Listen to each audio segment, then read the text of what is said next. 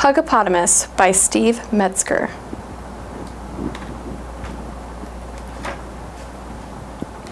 Albert was his parents' pride and joy.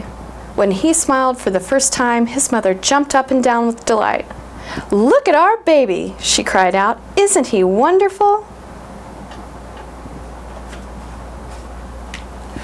Whether Albert was taking his first steps, or learning his ABCs, or even when he was doing nothing at all, they couldn't help but hug their one and only hippo.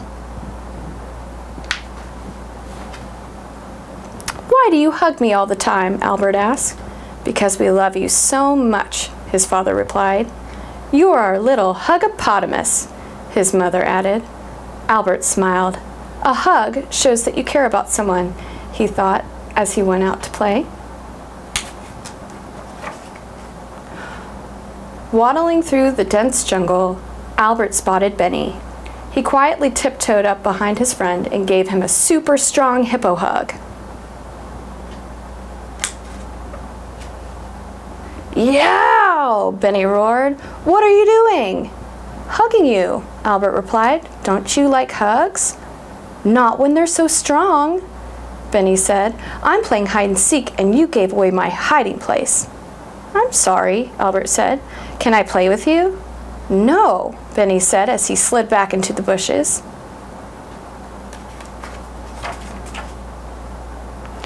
Albert spotted Jasmine jumping rope by a waterfall. He ran up and gave her a squeeze. "Ouch!" Jasmine said. "What are you doing?" "Hugging you," Albert replied. "Don't you like hugs?" "Not now," Jasmine said. "I wasn't ready. Just look at me." "I'm sorry," Albert said. "Can I play with you?" "No," said Jasmine as she untangled herself. Albert plodded over to the savannah. Badge was just about to score a goal. "I love you, little monkey!" Albert shouted. "Oh!" Badge exclaimed. "What are you doing?" "Hugging you," Albert replied. "Don't you like hugs?" "You just made me miss my shot," Badge yelled. "You're just too rough." "I'm sorry," Albert said. "Can I play with you?" "No," said Badge as he dashed after the ball. Albert slumped down in the shade of a baobab tree. "I was only trying to show my friends how much I cared about them," Albert thought. "Now nobody wants to play with me." Albert watched as Benny, Jasmine, and Badge began a game of freeze tag. "I wish I could play too," he said, "but nobody wants a clumsy hippo in their game." Then Albert looked up and saw that Benny had been tagged. He was frozen in place.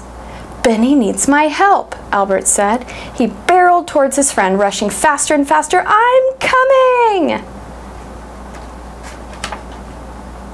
Albert ran so hard the earth trembled. He ran so hard the trees shook. He ran so hard his friend stopped playing. "Uh-oh," Benny thought. "Not again." But Albert remembered what his friends had said about his hugs. Too strong, not now, too rough. He slowed down and skidded to a stop just before he reached Benny. "Can I play with you?" Albert asked in a calm voice. "I won't hug you unless you want me to, and I promise not to be so rough." "Sure," Benny said, letting out a deep sigh. "You're it." When the game ended, Benny, Jasmine, and Badge huddled together. "What's the matter?" Albert asked. "Did I do something wrong?" "No," Jasmine said. "We're proud of you. Now we want to give you a hug. Is that okay?"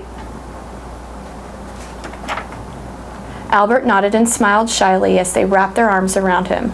Not too strong, not too rough. The perfect hug for a Huggapotamus.